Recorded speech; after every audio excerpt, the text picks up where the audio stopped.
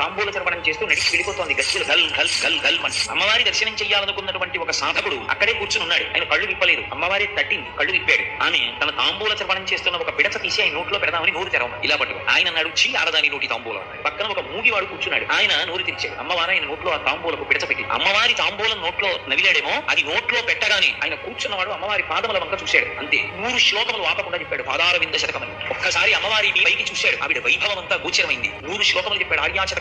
అమ్మవారు ఇటు తిరగకుండా ఇలాగే చూసింది. కడగంటి చూపు. కటాక్ష శతకం చెప్పాడు 100 శ్లోకాలతో. ఆవిడ విని చిన్న నవ్వునది. మందస్మిత శతకం చెప్పాడు 100 శ్లోకాలతో. అమ్మవారిని స్తోత్రం చేశాడు 100 శ్లోకాలతో. స్తుతి శతకమైంది. వెరసి 500 శ్లోకాలు కలిపి మూక పంచశతి అయి 500 శ్లోకాలు చెప్పి ఆపాడు. అమ్మవారంది, నువ్వు పుట్టుకతో మూగవాడివి, నా తాంబూలకు పిడచ తిని కవిత్వం చెప్పావు కాబట్టి అమ్మవారు నీకేం కావాలో కోరుకోండి. ఆయన అన్నాడు, నాకు మాట తీసేయమ్మా. ఎందుకంటే నేను పుట్టి బుద్ధికి మాట లేదు, కానీ నువ్వు నాకు మాటనిచ్చావు. ఆ మాటతో నీ మీద 500 శ్లోకాలు చెప్పాను. నువ్వు ఈ మాట ఇలా ఉంచితే ఏ పనికి మారిన మాట మాట్లాడతాను. వద్దమ్మా తీసేసింది తల్లి. ఆయన కంచి కామకోటి పీఠాధిపత్యం వహించి మా గోదావరి